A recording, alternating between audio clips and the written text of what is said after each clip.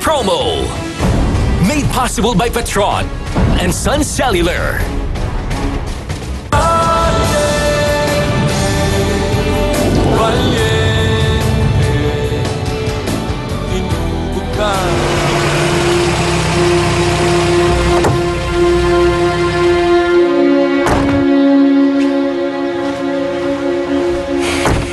Gardo,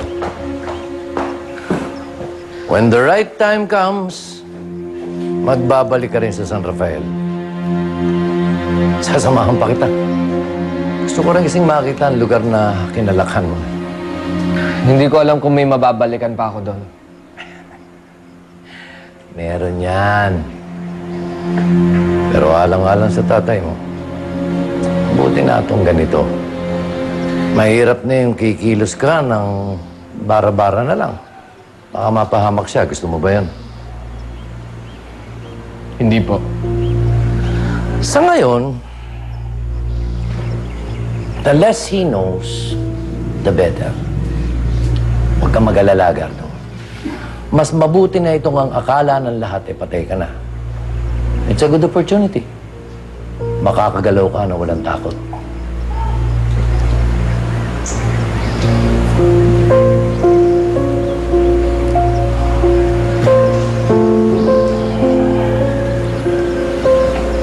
Bakit ninyo ba ako tinutulungan? Sabihin na lang natin na I have a soft spot for people like you. Iniisip ko lang ang kapakanan mo, iho. Gusto kitang tulungan sa pagpaplano mo para makamit mo ang katarungan. At katarungan ang gusto mo, tama? Ang mahalaga rin sa akin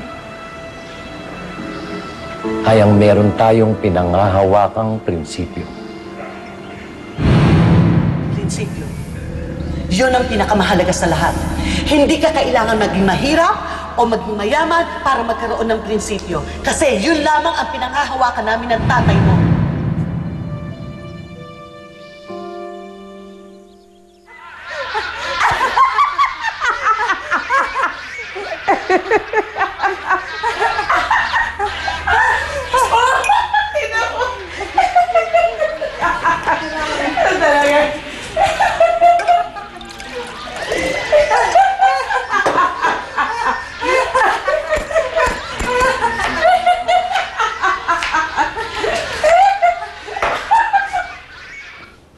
TV kayo ng TV. Magtrabaho nga kayo. Hinanap ko si Gardo. Pero hindi ako sigurado kung natagpuan ko nga siya. Ako rin. Hindi ko alam kung ano yung paniniwalaan ko. Para ako nangangapa sa dilim eh. Gusto ko saluhin niya ako pero wala na. Mula nung mamatay si Luming, nakatuon ang buong buhay ko kay Gardo. Pero hindi ko siya naligtas. Huwag niyo po sisihin sarili niyo, Mang Damian. Ngayong wala na siya, ano pang saysay ng lahat?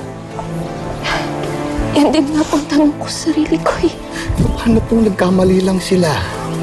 Hindi yan si Gardo? Bakit hindi nyo na lang kasi tanggapin? Hindi ka sa akin, Ariston. Patay na si Gardo. Pepe! Ariston! Oo, Pepe!